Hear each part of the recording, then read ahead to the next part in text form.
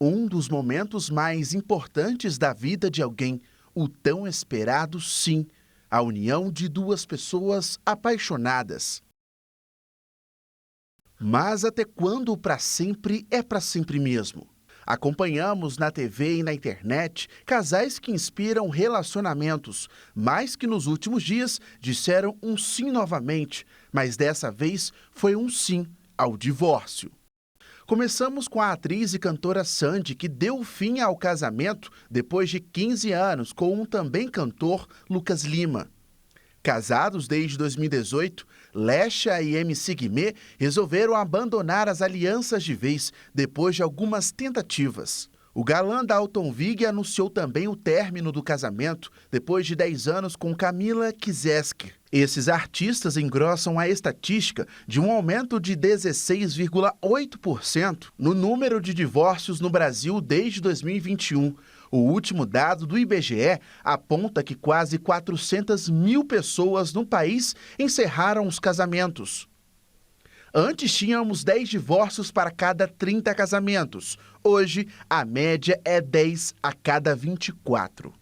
No embalo, muitos outros famosos também decretaram fim nos namoros.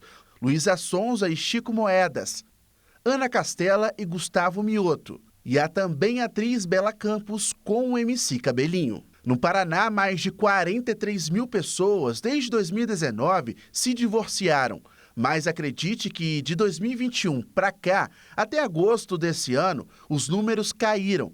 Esse tabelião acredita que a pandemia e o isolamento social ajudaram a elevar os dados. O número aumentou em 2020 e 2021 e está caindo em 2022, quando, coincidentemente, acabou o período de pandemia. Então, eu imagino que sim. Desde 2007, as pessoas podem procurar os cartórios para fazer o serviço de forma amigável. Antes, era somente com a ajuda de um juiz. Foi uma mudança legislativa que permitiu que os cartórios fizessem as escrituras de divórcio, de separação e de dissolução de união estável, quando, conforme eu expliquei anteriormente, quando tivesse consenso entre as partes envolvidas e ser auxiliadas por advogado e se não existirem menores interessados aí nesse divórcio. Os livros daqui também revelam que as pessoas mais novas e com menos tempo de casamento têm se separado. Normalmente eles vêm tranquilos, né? Não tem muita confusão. É claro que em alguns casos pode existir dos cônjuges não se falarem, aí um vem assinar em um momento, outro vem assinar em um momento posterior, mas já teve casos que aqui no momento da assinatura a gente teve uma contornada, o advogado teve que contornar para poder realmente efetivar o divórcio. Nós procuramos essa advogada da área da família para entender alguns dos motivos que levam os casais a tomarem essa decisão importante e às vezes burocrática.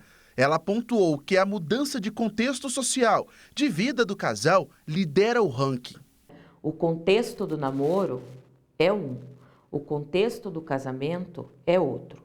A partir de um momento que duas pessoas começam a conviver dentro de uma casa, numa relação, começam a dividir despesas, uma pessoa começa a entrar dentro do contexto familiar da outra, começam a aparecer os conflitos familiares, né? Essas adaptações geram dificuldades.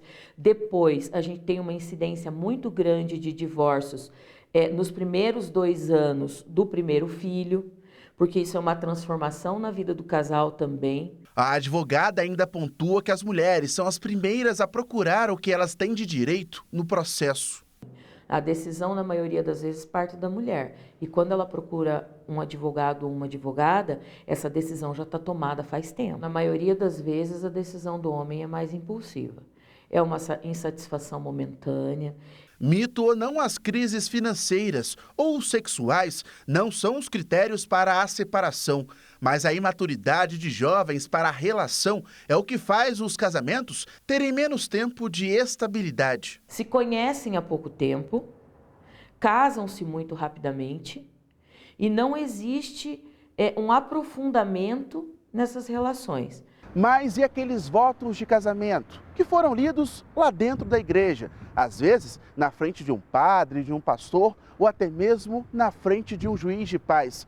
Eles não têm mais validade nenhuma? Será que não existe nem mesmo a possibilidade de ter uma amizade após o divórcio? Será que tudo isso desaparece, é jogado para o alto? Fica literalmente no ar esse questionamento, mas na realidade, o que sabemos é que nem todos os casos que chegam para a advogada terminam de forma triste. Grandes partes resolvem as pendências e dão a oportunidade necessária para viver a maior felicidade da vida. Então, às vezes, a solução é parar, respirar e pensar, porque às vezes é o contexto. Não é o fim do relacionamento, não é o fim do sentimento, é só uma situação que precisa se adequar. Cada um precisa do seu tempo para respirar e pensar.